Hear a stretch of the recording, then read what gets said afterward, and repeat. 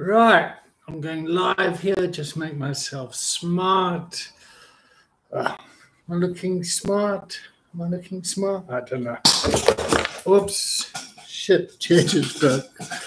Okay, so here we go. Today's question is, hi, Brew. Hope life is good with you. I'd like to pick your brain on iPad gaming, and for a 10 to 11-year-old becomes a problem.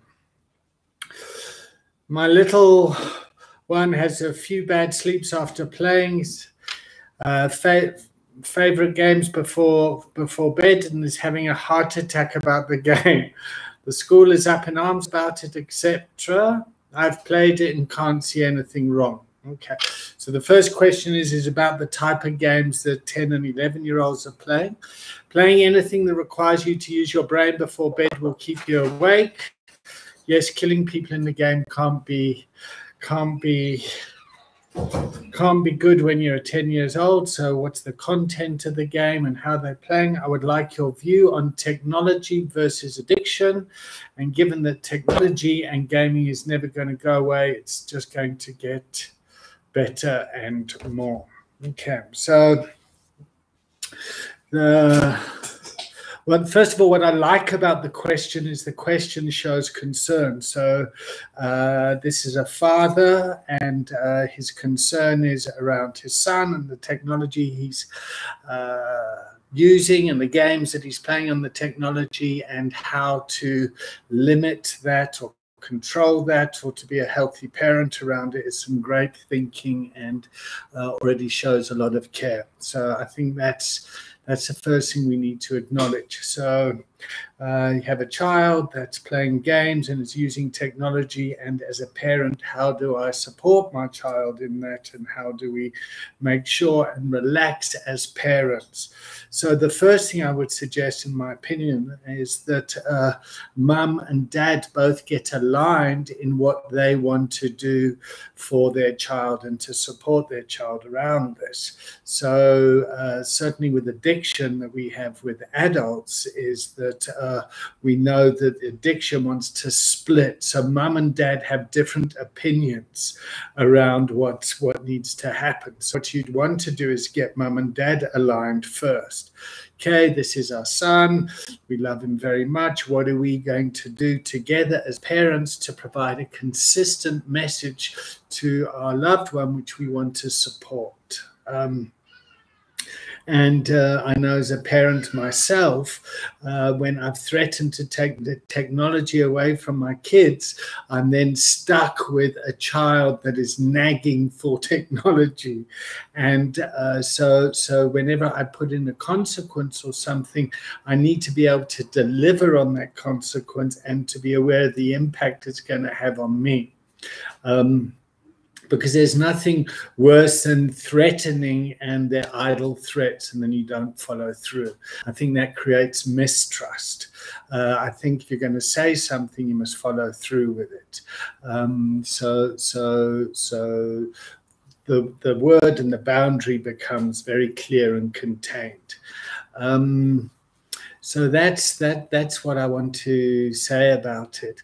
When something becomes an addictive behavior, you need to look at what the consequences of that addiction are.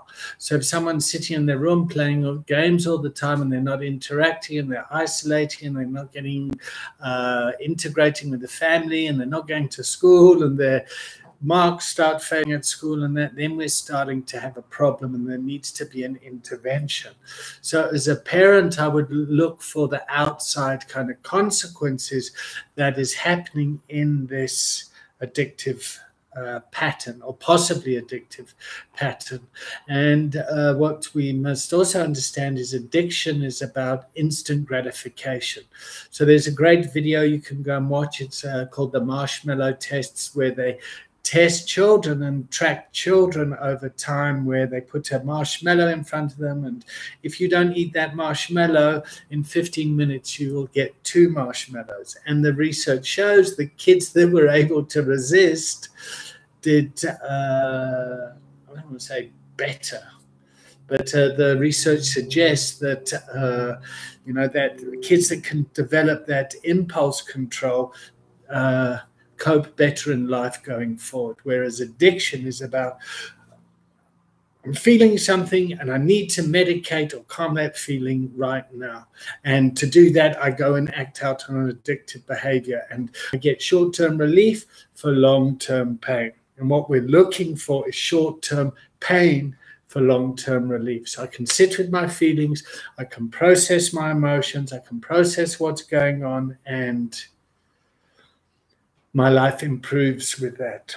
And with things like boredom, when kids are bored, you want to get them to be able to come up and think for themselves, creative ways of filling up that time.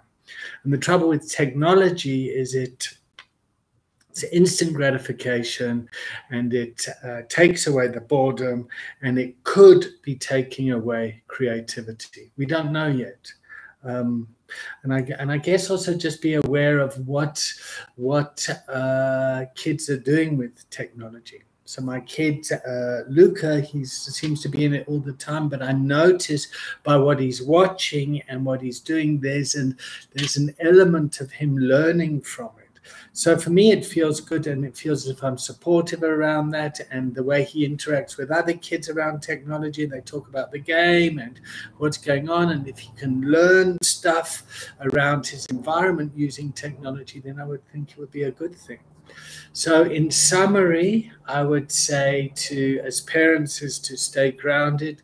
Don't panic about it. Get united on what you want to achieve and how you can go forward with your child around that. Okay, that's my little update. Bye-bye.